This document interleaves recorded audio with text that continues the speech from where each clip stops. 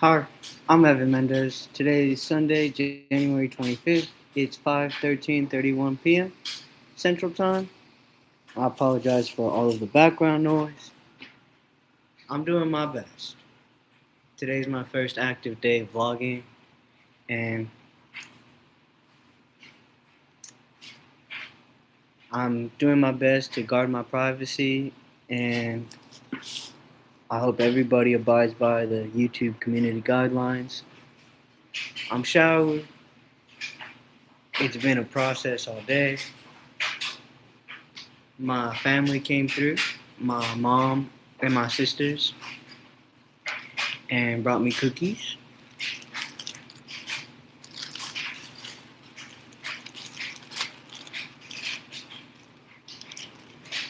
The laundry's going.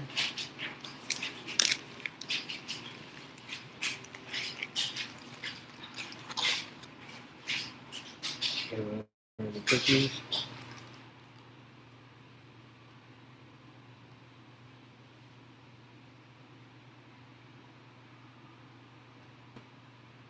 Hmm.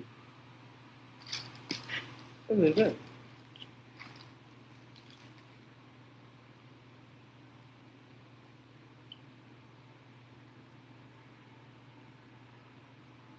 The dryer just stopped, so I have to do my best when nobody's around to take care of myself. It's 5 o'clock, and I don't think I have really achieved what I wanted to achieve today. But I'm just super mindful of my health. My physical health, I'm not doing too well. And I can't get overwhelmed or let things get to me, and it's difficult, I think, in many ways more than one. I don't think I have enough time in the world to explain how difficult it is to not react or really grieve or process my emotions out of fear that I'll end up in the hospital again, and I don't want that. I really think about everybody that cares about me. I have set in my mind having peace within myself, not considering the people around me. And I'm mindful, super mindful that I'm cared for and everybody is individually dealing with their own problems. But also, I'm in a place in my own life where I I can't really, and I've learned. I think for 33 years, I have really had this I can mentality. I can do anything I set my mind to mentality all the time. But right now, I think it's okay to say that I can't because I just can't. I know anything is possible, everything is possible, but I really can't. I cannot. I cannot allow myself to to feel depressed. I cannot allow myself to feel many emotions because those emotions will trigger, and sometimes it's not even my emotions. Sometimes my body just does what it wants to do. It's overloaded or it's not loaded enough, and it's gonna do what it wants to do. And my heart rate is gonna the heart does what the heart wants. So I don't really harp so much on it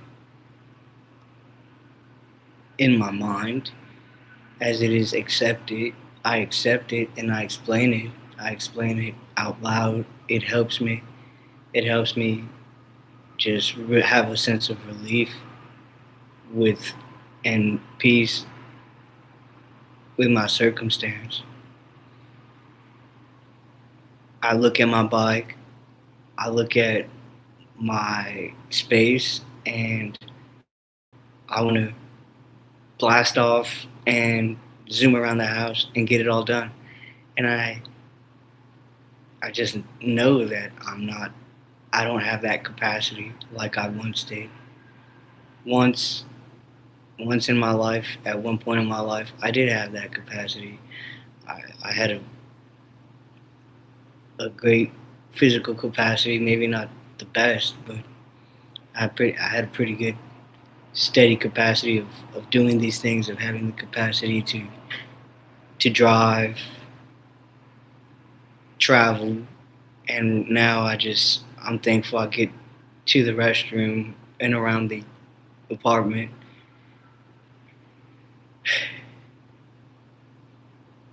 And tomorrow I have I'm numb. I'm super numb, and I wish I wasn't numb. I'm numb in the sense that I think I've fallen into that place of just not caring anymore. And to an extent, I can't afford to care. If I care, I'm afraid I'll end up in the ER. And I think I, I care too much. And I think that it's sad for somebody that looks like me, somebody that talks like me, or somebody that's disabled, that we have a lifestyle where we don't have another choice. And I know that I'm not the only one. I know everybody faces their own adversity, but sadly, there are very few people in this world that have to have to speak out or advocate for themselves to this degree, because the culture in our country sometimes, well, it is bad. It's systemically bad. I think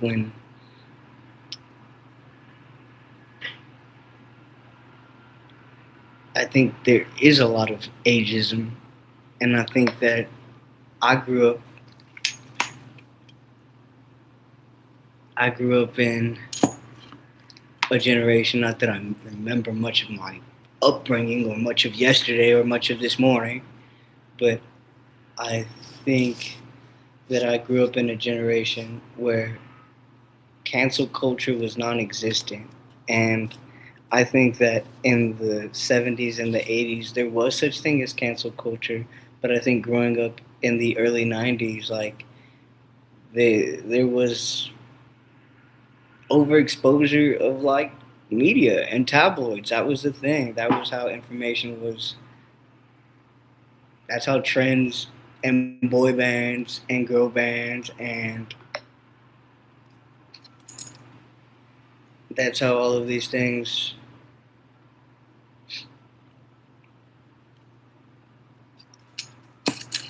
really became trendy and things. So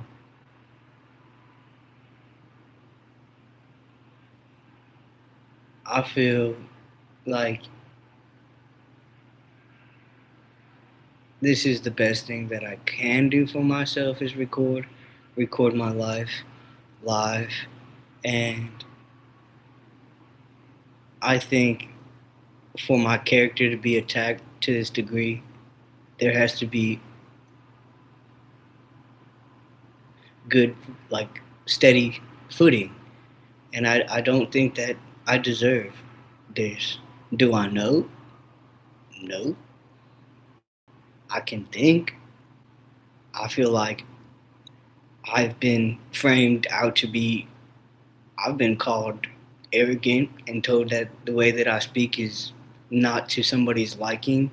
I've been put in awful circumstances, and I've been surrounded by people that are, it's horrendous how paranoid people are. And it's sad because these are, from what I perceive, civilian people. And for them to be paranoid to such a degree, like, it's awful. I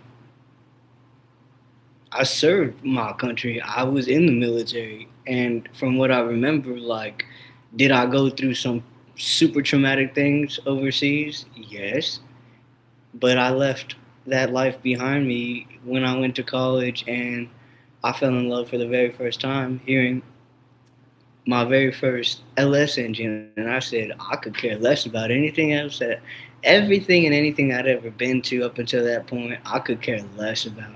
That was like I will never.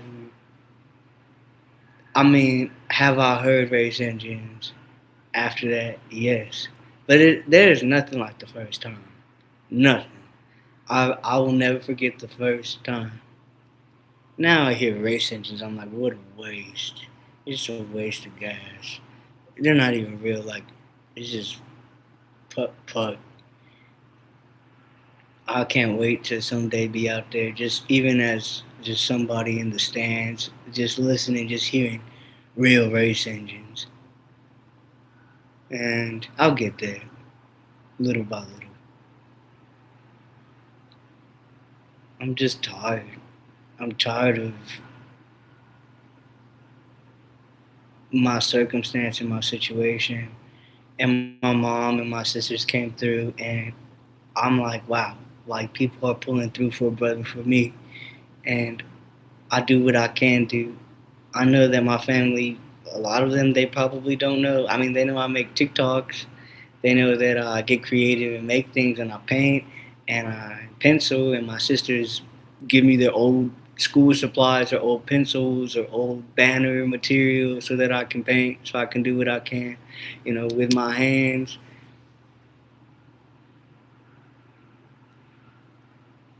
I can only imagine how tough it is for them. I can only imagine how tough it is for my support system. I can only imagine how tough it's been for people that have been in my life, to whether it's in a professional setting or just interactions. I could only imagine it's difficult. I have never ever put or placed or spoken about anybody in a manner to hurt them or harm them. And sadly, every single day, today is Sunday, and I pray for my healing. But every single day, that has been the reality of my world. The reality of my world where my housing is impacted, my finances are impacted, and I just think about somebody who told me, like, in a situation, like, you know, they said, well, that person's messing with my money bag. That person's messing with my money. And I also think of somebody else. Somebody else came through my life and said they love to sue people all day, every day. That's what they do. And I'm thinking to myself, like, I don't know. That's just not my character. That's not my identity. And I have been bold in different ways. I would say I have been bold in other things in my life, but now, yes, I am like focused on. I wouldn't say. I would say understanding finances is difficult. I would say handling finances is easy. Budgeting finances is easy. I would say the difficult, what makes it difficult is, well, I would say for me,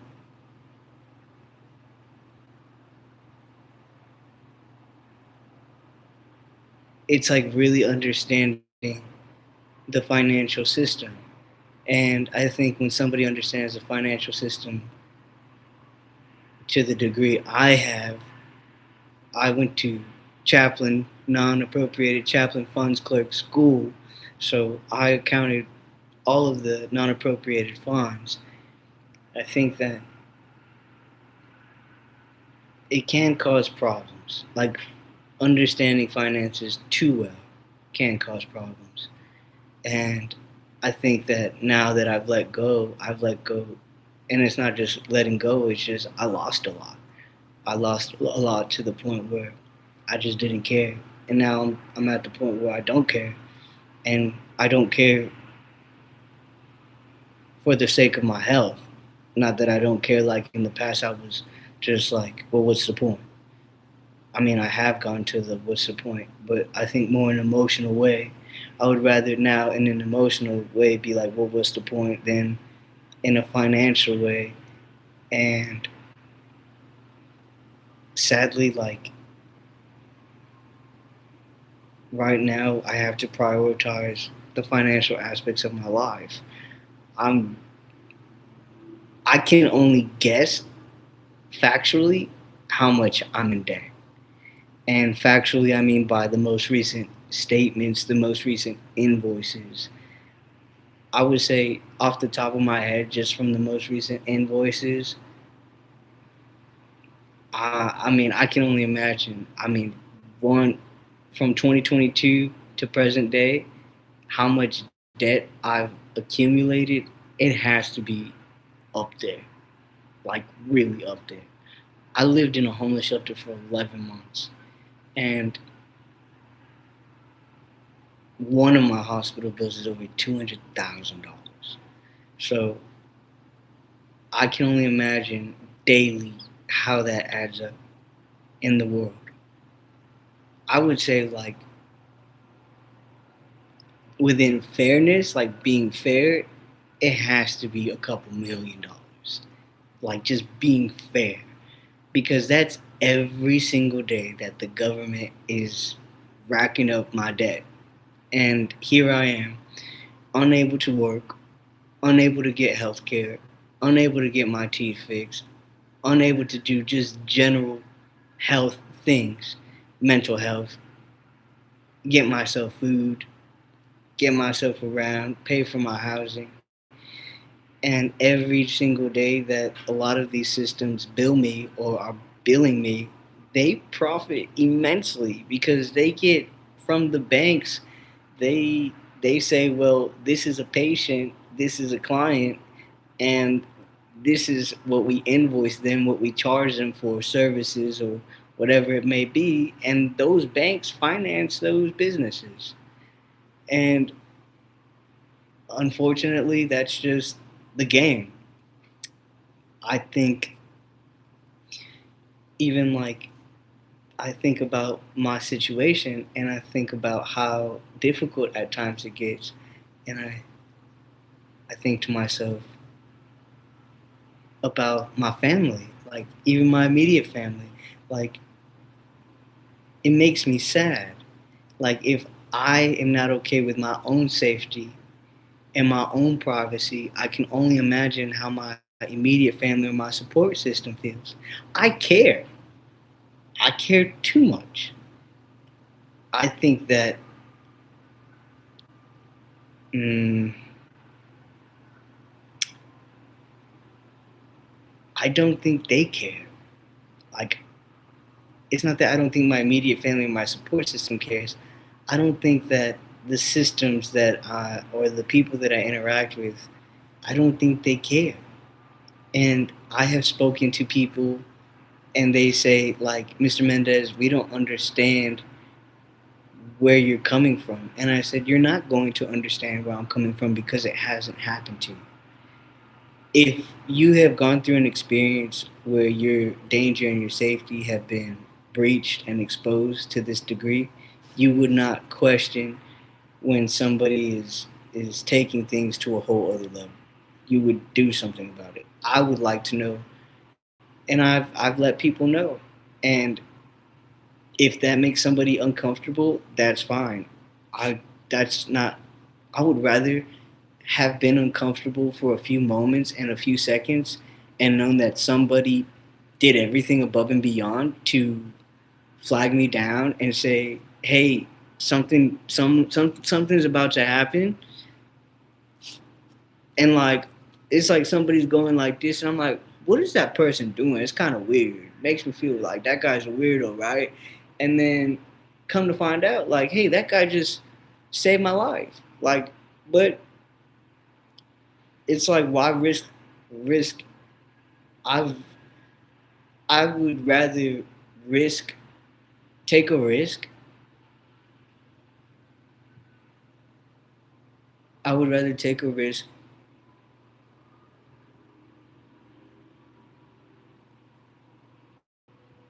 that a risk and a decision that has strengthened me, then not take a risk at all and be a person who, in so much turmoil, just did nothing. And now, having survived and lived all of that, I can just be free and say, wow, like I I took that chance. Did I nearly lose my life taking that chance? Yes. I mean, the amount of suffering and hurt that I felt before I nearly lost my legs and my ability to ever walk again, that was already hard for me to process, for me to live. And then I remember the impact that nearly took my life, and I remember yelling at the top of my lungs for somebody to help me. And coming back from that experience, I remember that my mind my mind was in so much pain. Like my physical face and my head, my mouth was entirely just shut. I had my roommate tell me that I didn't love him, that I didn't care about him. He said, "You don't love me, you don't care about me." And I was like thinking to myself, like, I can't even open my mouth right now to respond. Like, I just remember just my mouth just being so torn up. I remember the people that I really cared about. I just didn't want them to see me that way.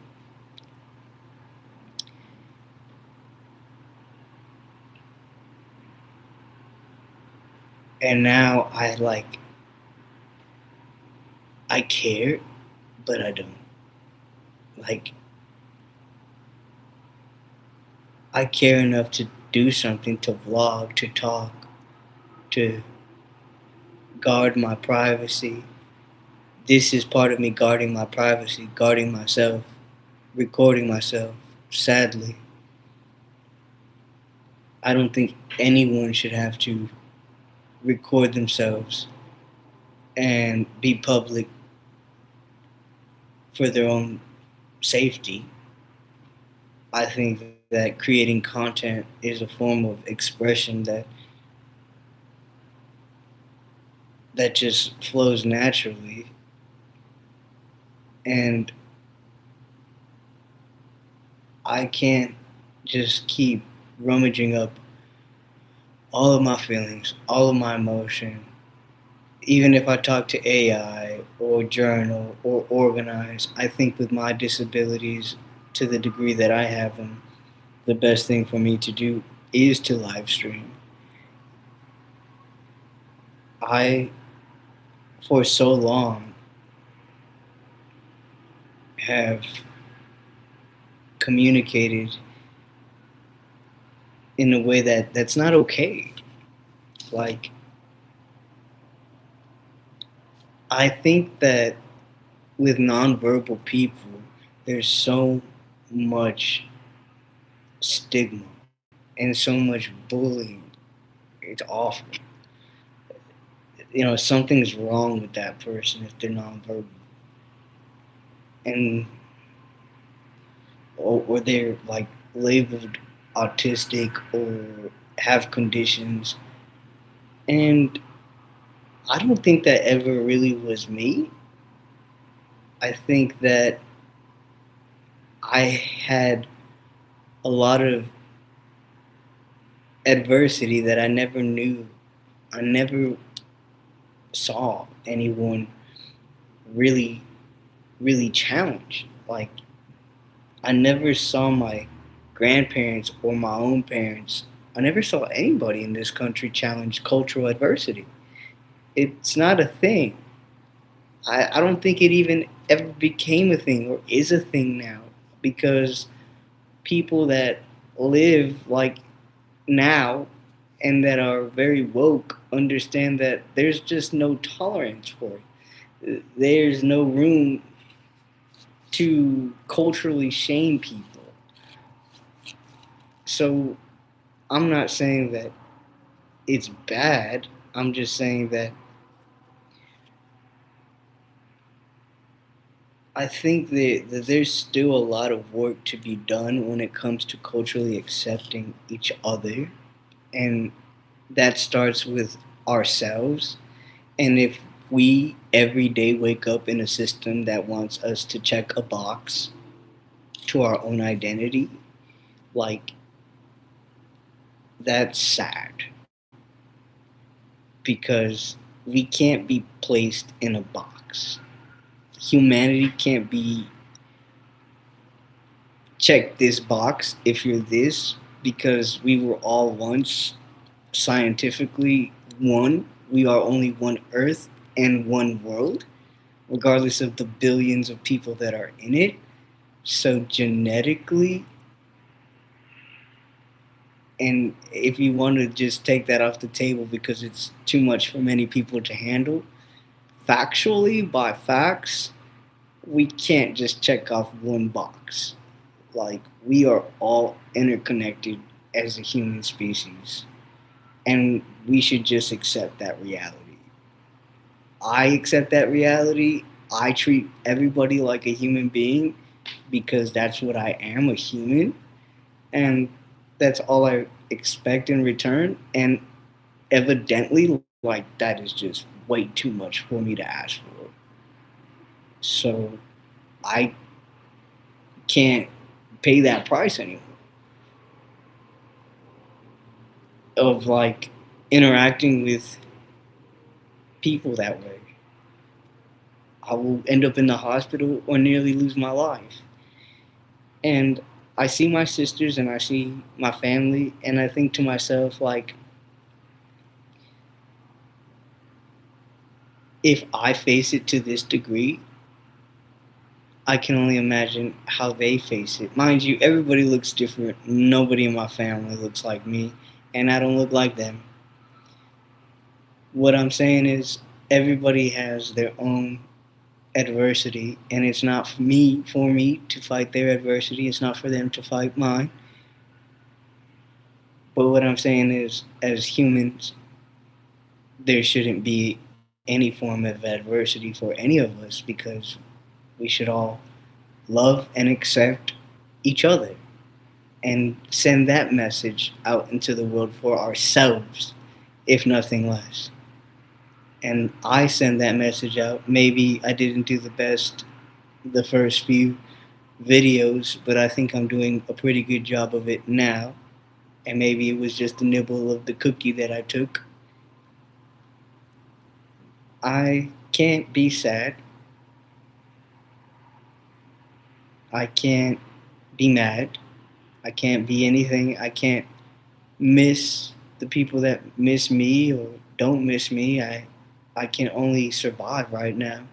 And I'm letting go of that survival. I think as soon as I'm out of this place, I'll be okay. I think as soon as I'm out of this apartment, I'll be in a state of mind where I'll know that within reason, I'll be stable and steady. And will I have everything my own? No. But I'll be actively working on achieving everything on my own. My own home, my own everything. And I'm okay with that. Here, I'm not safe. I mean, I'm not, there's no sense of privacy, and the privacy and the security has already been breached here. So, and it's not even the interactions that I've had, if not, it's already done within myself. Within myself,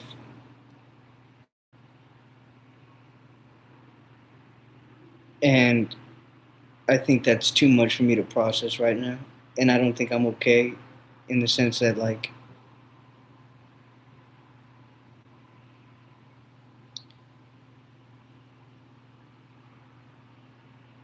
it doesn't make me sad or mad, but I don't think I'm okay in the sense that, like,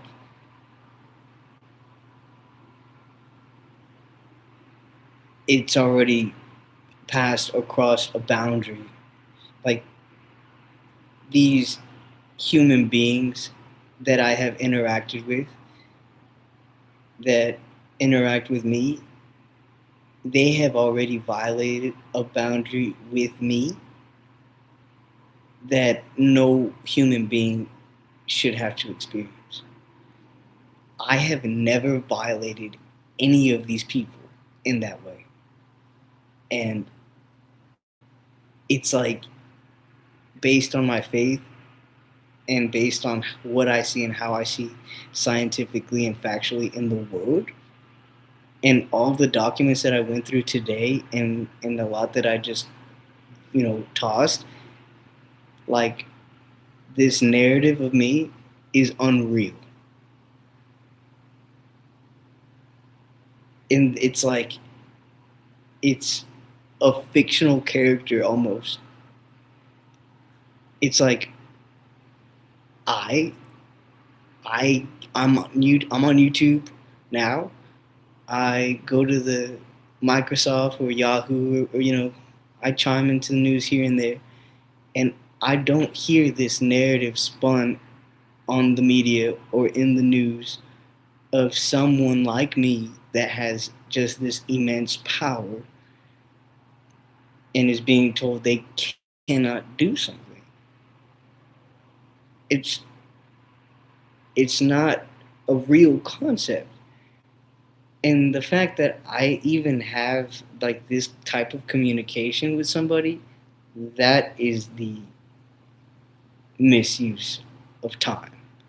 The fact that somebody took the time to type something like that. I spend I have spent the past 4 years, limited resources, homeless.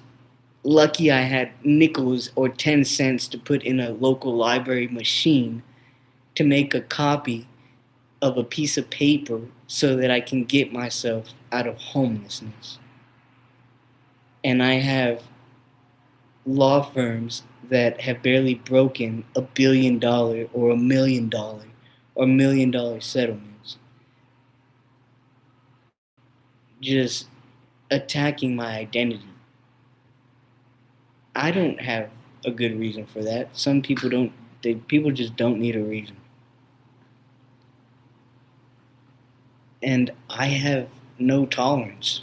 I have absolutely no tolerance because I, as a homeless individual, by fact, I was homeless. I did not have a place to live. If I could rummage up the strength, and despite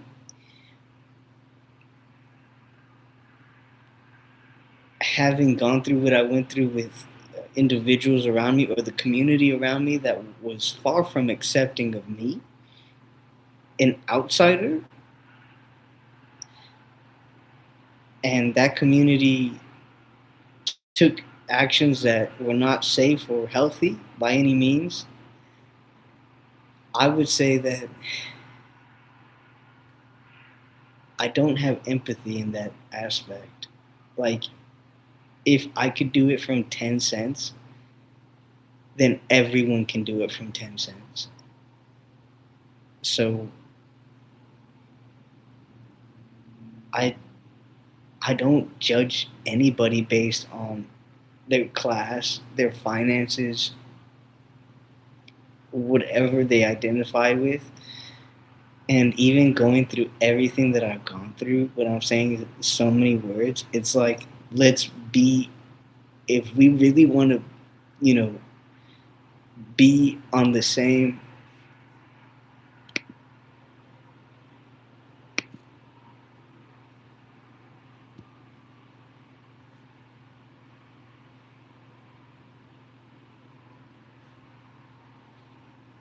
be on the same side. I think that we should be on the same side in mediation, but we come from different angles in the sense that we represent, I represent one aspect, and I mean, the respondents represent another aspect, but everybody should be on the same page in the sense that everybody's motive should be to mediate. And if that's not the motive, then I'm not about it. I don't have to be about it because to me, Jesus is mediating. I see that Jesus and God are in my life. I do not I do not believe that God created me to be intimidated or silenced or coerced or coached or manipulated or threatened, or I don't believe these things. And it's not just create me, but I don't believe that any form of biblical literature or doctrine, I don't believe that any of it expresses to treat another person, a brother or sister or whomever, poor or rich, in this way. And I have to really start with myself. Like, am I going to entertain this spin of my character, who I am? And yes, people deal with it all the time, but I don't have to. Like, I told somebody recently, just because you can doesn't mean you should. Just because you have the capacity or the power to do something doesn't mean you should. I coulda, shoulda, woulda, a lot of things, a lot of times, and I didn't. Doesn't make me remorseful, doesn't make me guilty. It gives me experience. I'm experiencing my life. I'm making mistakes. I'm designed flawed by nature. I'm perfectly designed flawed. That's how I'm human. I'm man. If I was designed mechanically perfect as a machine, then that's what I would be. Or anything else, I would be those things. I do not feel, and I know that that's not the message that my spiritual brothers and sisters have, if you say bestowed or blessed me with. They have never ever placed that upon my life or upon my heart. They have placed their hands on me to elevate me in prayer, to share God's word and God's power. They have not just placed their hands on me, they have placed their hands in actual electronic devices, whether it be computers, to help me gain access to resources and food, and make phone calls, and secure my housing. And I stay in that. I don't have to stay entertaining somebody that attacks me in this way. And this is as far as they get, because I know that God's people are behind me, and I know that everybody on this planet, perfect or however they view themselves, is behind me, because we're all God's people. If we accept Him or know Him or care to know Him, that's not my call to make. My call to make is all the time. I make my calls all the time to my Creator, and I can only just speak to that in my life and how I own this in my life.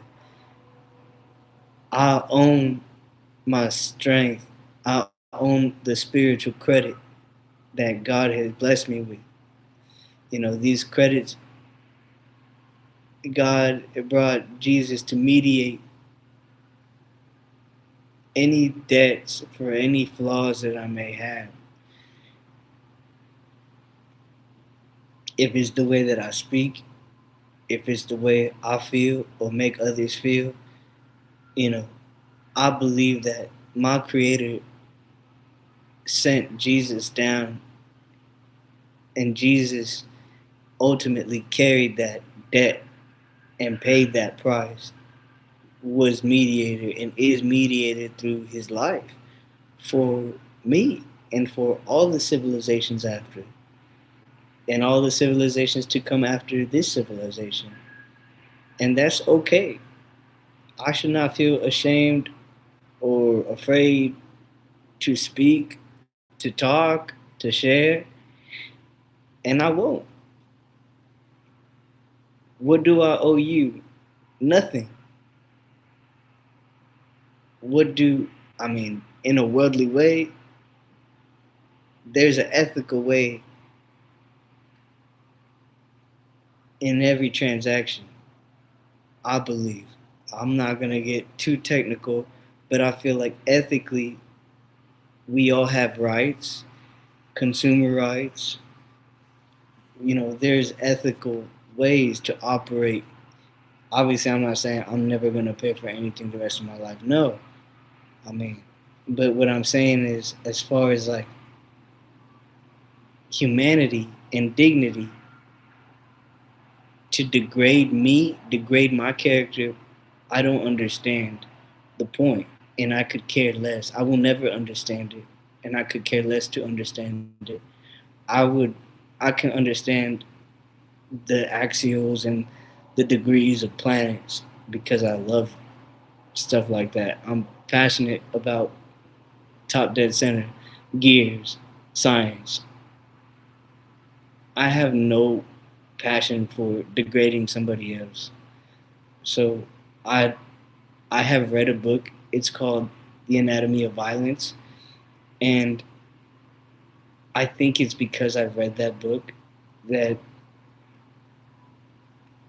I just know better. Like, I know that there are ways of creation in life that every single individual themselves has to accept for themselves. It's not for me to share or show them where they have to accept themselves, and or to even show them where they've gone wrong. But it is for me to say, I am human. I'm more than capable of talking and reporting when something is wrong. And if it's my opinion, I'm entitled to it, and be respectful. So I just feel like what's done is done. I can't I can't take back what I've done. I also can't take back the kit that's now embedded in my spine for the rest of my life. I can't take back those relationships or the things said or the actions that I've done. I can't take back or turn back the hands of time. But what I can do is stay in this elevation of myself, this renewal and redemption of myself. To one, yes, put a stop to all of this nonsense, yes, but also the silence. My communication is something that I have had to understand for myself. How I will learn to communicate for the rest of my life,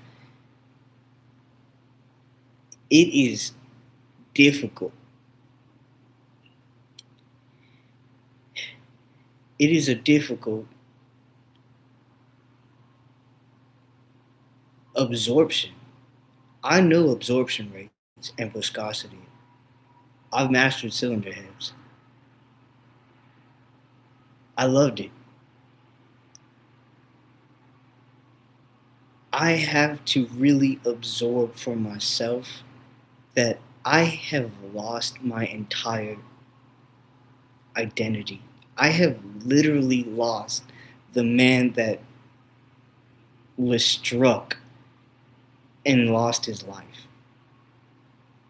I have had this battle within myself to bring that guy back, to say, Evan, just wake up. Evan, just come back.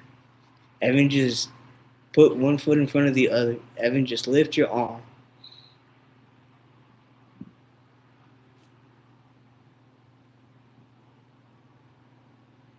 I've had people that love me and care about me spoon feed me Fruity Pebbles.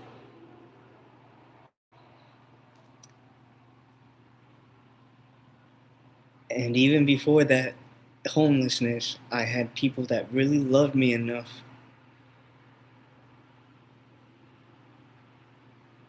to leave. I had people that really cared about their jobs enough, about their profession enough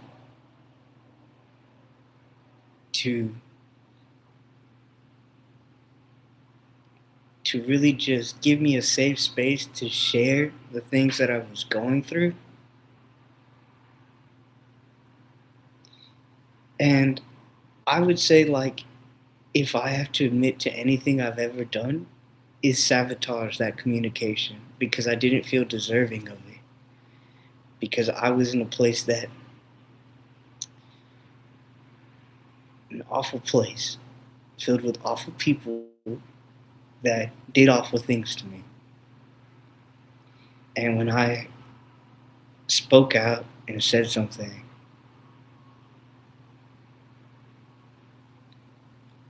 the worst happened to me. And I just look like back in my mind when I say that, and I just see this man on his phone. It's such a glamorous life. I didn't see that.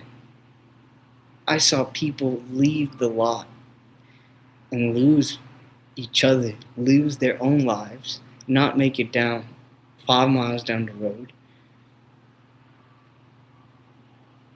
And I saw this happen too much, too often. And I said,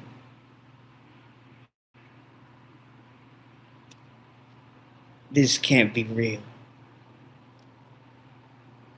I remember just standing in this church parking lot, just like I would always stand.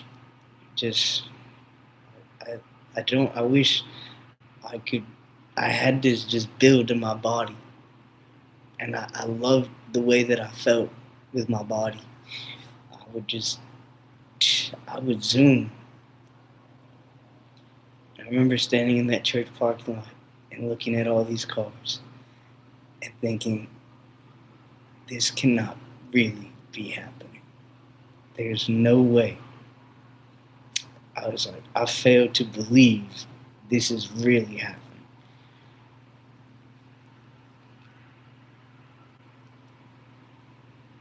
And I would tell my spouse, I would tell her everything, and I would just, Evan, just keep your head down, just keep your mouth shut, and just do what you gotta do and get out. Come back home. All right, Monday through Friday, I work and do what I gotta do, and check in with you, check in with the family, and I'll be home all weekend, and I'll get back to it again. And I said, Evan, don't be that new guy, that guy that just nobody likes.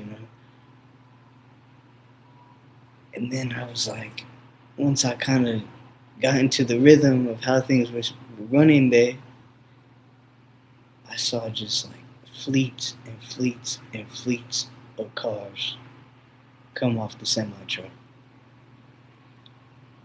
And I said to myself, I said, Evan, this can't really be happening. Because I knew at that point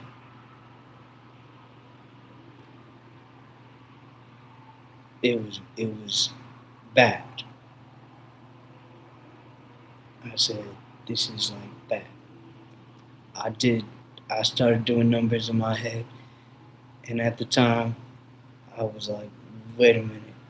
There's only this place and this place between where these cars are coming from. This is a lot. And for how many in the year, that means, mind you, I just got there, so I can only imagine how many had already come through. And I was just like to myself, this is bad.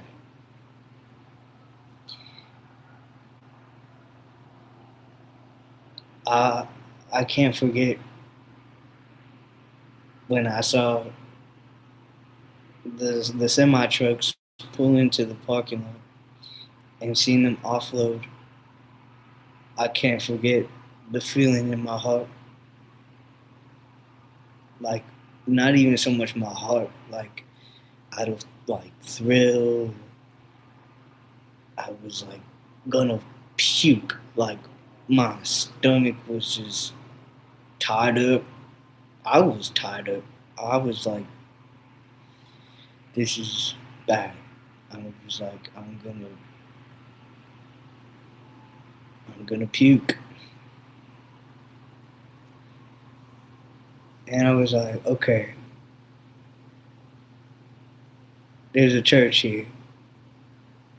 They were doing some community garden type thing going on, a food drive actually. And I just like started seeing these vehicles come off the semi truck.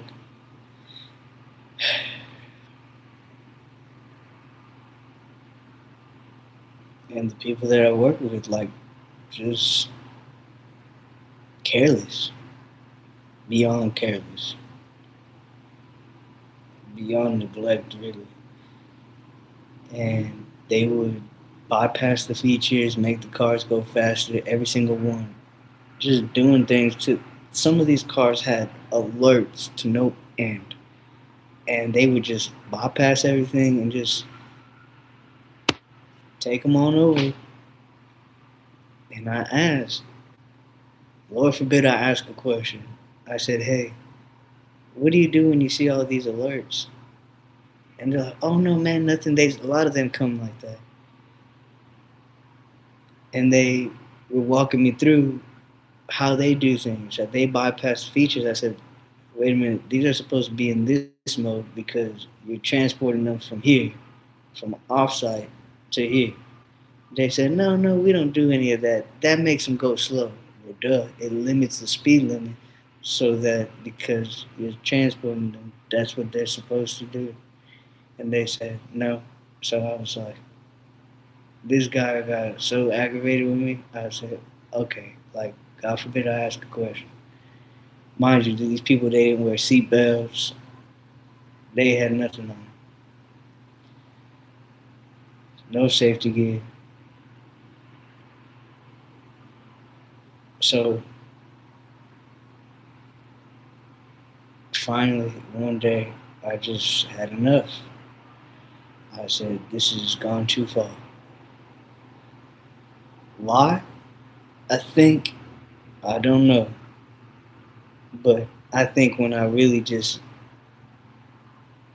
capped out, we was before my accident, but I had told the acting manager, whoever, I had told these people that the vehicles were not calibrated and how dangerous that was. And they said, oh, that's on all of the cars. Well, thank you. Thank you for saying that. I was thinking to myself, because you just admitted what I know. And I think that was just the reality for me. Like, I was thinking to myself in that church parking lot, if this is true for what's right now, that means that every single car from the last time I was there was maybe March or April. And I came back in September. So like 5 months. Yes. That's more than a quarter.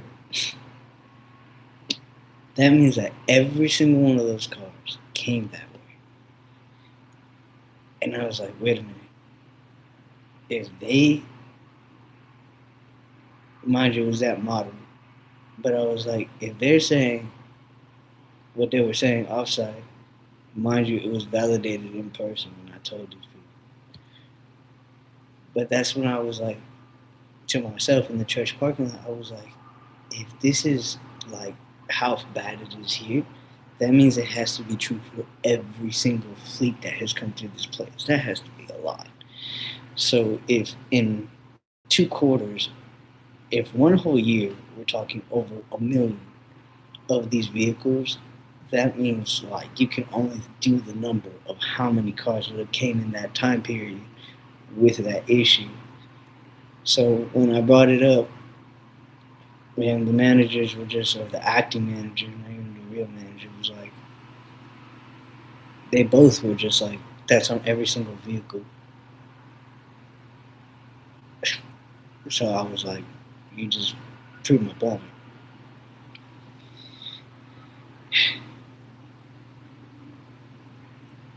And I said,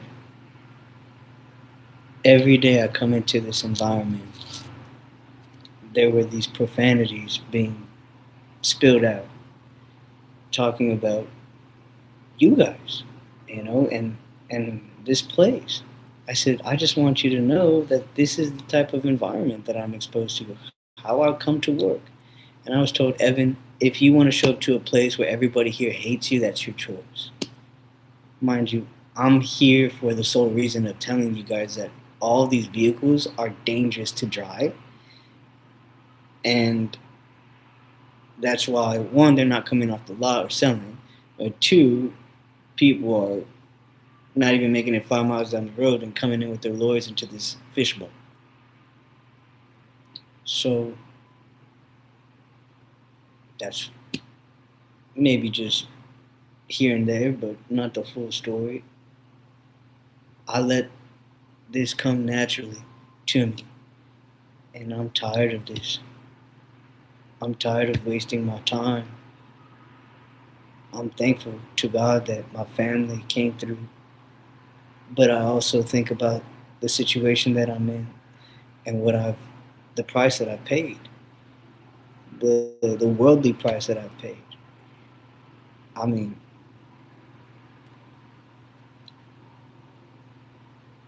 I have spiritual brothers that have shared with me, like, let God transform me. And I'm letting God transform me. I'm allowing God. And God, whether I acknowledge God or not, God shows me in this moment, God's not letting me go. God's not letting me go when brothers and sisters call me and just say, just hang in there, and just, like, I can't tell you how those words just have brought me so far, just to hang in there. And I tell myself, yes, you put this spiritual brother there to say, hang in there, Evan, but also, now I'm at the point where I know God's not letting me go. God's not going to let me go. And when God lets me go, it's not on in any form of worldly operations. It's when God the Creator decides on His time. And that's why I jump on here for an hour to talk, to speak my mind, and to create my content. Right now, I'm looking at my top chat. There's nothing going on. There's no activity. That's fine. I'm doing this for me myself. I'm not doing this for the ratings. I'm not doing this for the views.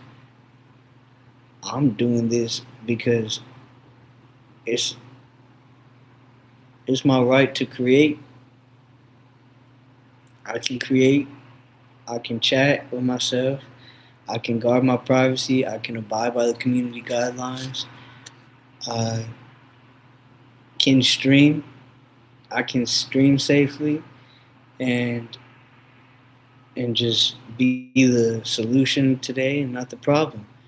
Every day I see so many people just toss, like almost like toss everything out the door. Like they just throw everything out the window, I guess. I'm like, wow, like every day. And I mean this in the sense that, like, it's almost like people just throw their lives away.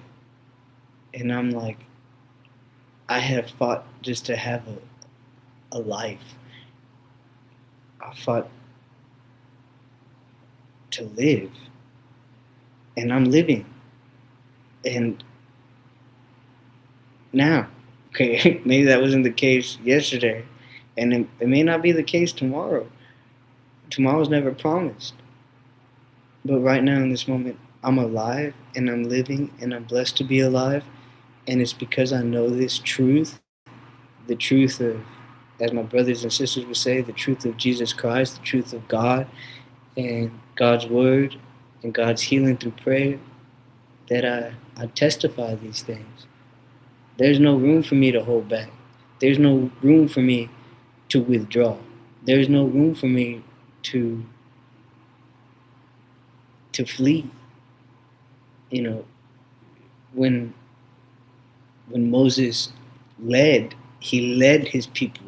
Moses didn't flee Ramses. He led his people to salvation, to redemption, to a new land. And that's what I'm doing, but also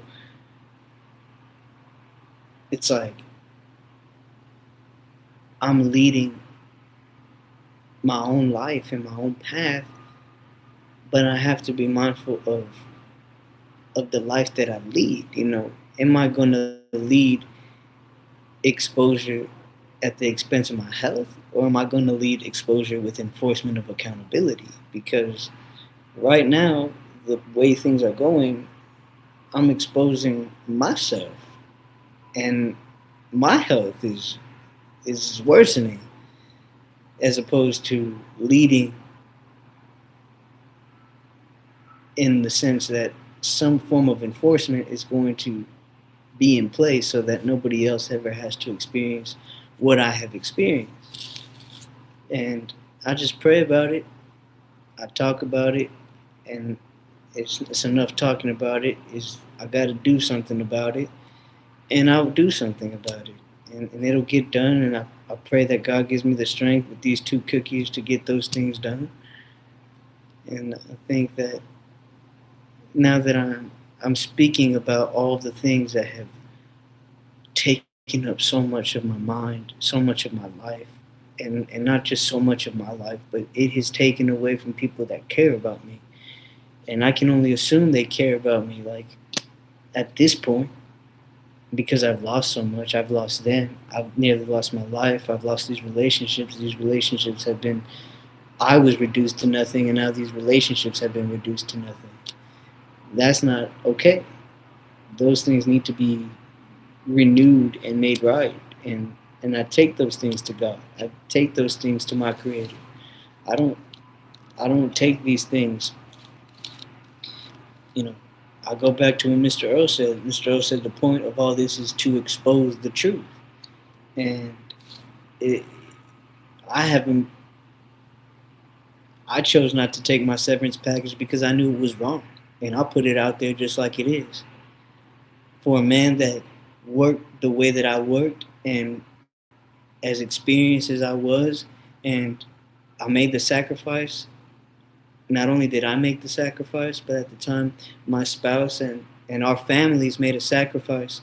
One, for maybe that union wasn't blessed, or it wasn't in the most sanctified manner, but it was still a union of two worlds and two people that made sacrifices for each other to go to college, for each other to have careers, and there were a lot of sacrifices made on so many parts. Even my college, for me to study after school, so that I can get into that job and have a career. And I showed up all of the time. And I traveled, and for me to have worked the way that I worked and have 30 days that I never used, 30 days that I could have used with my spouse. Maybe she wouldn't have left me when I got hurt if I would have used those days. I don't know. I can't sit here, woulda, shoulda, coulda. I can't even sit here and get really upset about it because I'll probably end up in the hospital. But I'm sharing. I'm sharing the truth. Don't come after me and my character. And at this point, I pray. I pray because I know that there are so many people that love me and care for me and pray for me. And I just pray. I pray for my protection. I pray for my privacy. I pray on those relationships where people have walked out on me. And 30 days PTO and all of those months, years where I spent over $700 a month for healthcare that I never received appropriate care for, a workplace injury. I'm not even going to go that far as to really share what it is because I take those things to my Creator. My Creator knows what happened to me, what it is, had I not survived, what that would be. My Creator, He is the judge of those things, not me. That's where I step to the side and I say, God, I know you know my heart, and I know you know what is behind what happened to me. You know everything. And moving on from all those days and all those wrongs committed and being given an offer or a severance of $8,000, that's nothing. That's in one morning, I would work on over 40 cars on my own. I would assess fleets of vehicles, and $8,000, that is not enough. I'm one of my very first workplace injury was very well accepted. I was in and out and taken care of in New York. Were there a lot of problems in between and after? Sure. But like here in Texas, that bill, I was billed for my workplace injury, and that's already wrong. And then that severance package, come on, man. $3,000, $8,000, my ER bill, and then 30 days PTO, and then to top it off, my stock plan was $8,000 that I never got. I mean, right now we're past all that. That's child's play compared to the numbers now. I've talked to people who say they can't even calculate some of the numbers.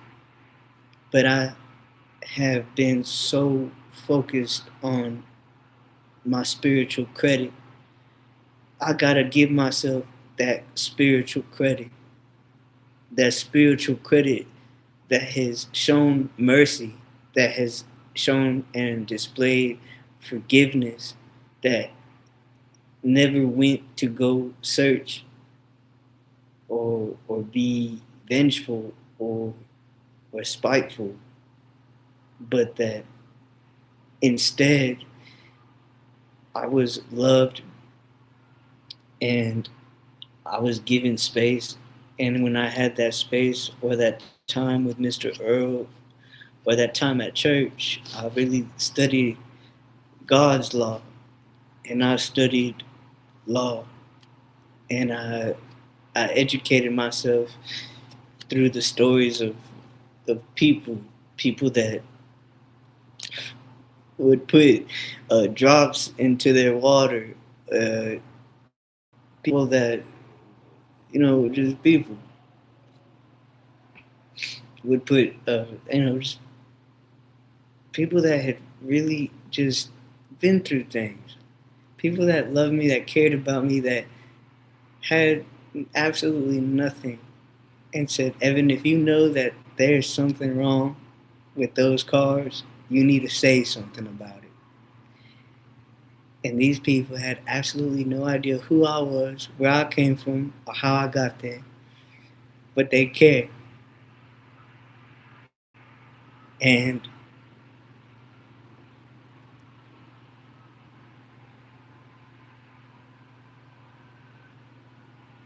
I see,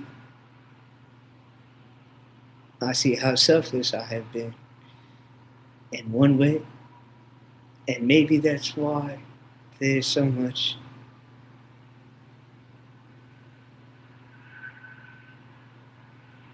sadness that surrounds some of my relationships, my relationships, because this selflessness that I have to help others has removed me from those people, from their lives, and then from mine.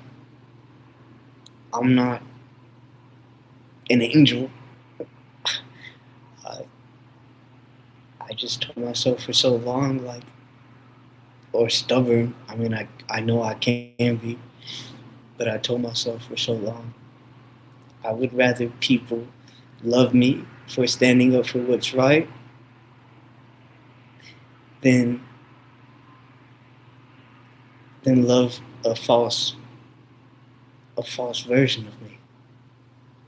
And that false version of me would be somebody that just shut up and kept my head down and just continued to say nothing. I would rather be truthful and pay the price. It hasn't been an easy one. I feel I felt so many times that I'm just not gonna get through it, and I can't get like I can't get out of my mind like kind of like when two birdies, like when one passes away, the other one passes away. That's how I felt. I felt like they say like when one pair, when one of them passes away, the other one's not far behind, and that's how I feel. Like I feel like I miss somebody so much that I'm not going to get through these things, and it's not out of grieving. It's I that was all I knew for a while, and I mean I'm gonna be a man about it and move forward with my life. I can forget about those things. It's very easy for me to forget things, believe it or not. So I also have to deal with the reality of that, of if my memory is going to worsen, what are things that I can do now? And making videos helps. And maybe I'll upload the videos when I'm in a better place in my life. The other videos of, I think I uploaded one, but there was a time or days where I would wake up every day and not know what day it was. So I've come, I'm proud of myself. I've come quite a ways, and I choose to just release myself from. More importantly, I understand that it's not me releasing myself. It's understanding that God has so much for me, in seeing that and seeing my capacity in this world. I am not limited to my mobility. My lack of mobility does not define me.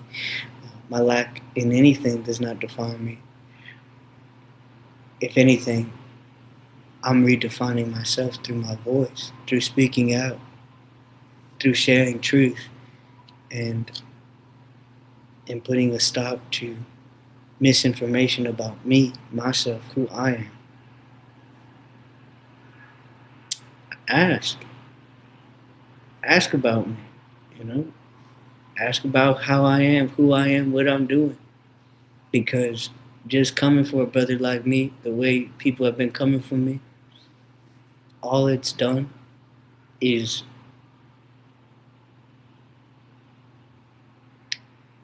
taken from me, from my health, and from people that care about me. And I am in a place now where I prioritize myself because I cannot not prioritize my self care. I will end up in the hospital if I don't prioritize taking care of myself. And things are already rocky for me with my relationships, and I'm working on my relationships. I own my spiritual strength. It's easy for me to own that spiritual strength and to sit here and say, I can own depression, I can resolve depression. That's a lie. I'm not in a place right now to speak or own that depression, to claim it. I can get there. Right now, I claim my spiritual strength. As a brother, an elder told me yesterday, I'm thinking celestial right now. And I know that the celestial kingdom is here now. I know that I live it and I know it. And I'm speaking it. And me speaking to this camera right now, that's real power. That's me understanding that celestial power, the creator. The creator, he was gonna make sure that nothing was gonna stop this from coming. And he's gonna make sure, even though I don't feel it in my bones now, he's gonna make sure that I get done what I need to get done today. And if I do or if I don't, at the end of the day, like one of the hermanas shared with me, one of the sisters, at the end of the day, we know who wins at the end of the day. I don't win. My creator, he wins up. So I didn't want to get like this.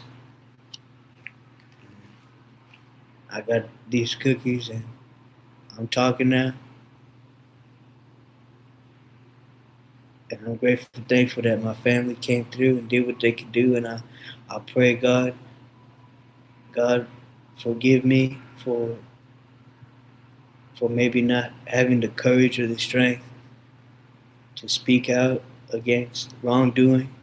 But thank you, God, for providing me with your celestial courage to know that through you and with you, you say you came into this world as light, and that is a truth that can never be altered or changed.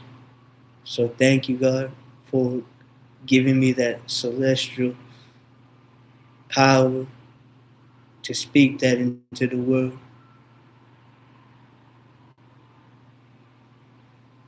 I'm gonna be okay. I know I'll be alright. And I'll jump back online when I get through this moment.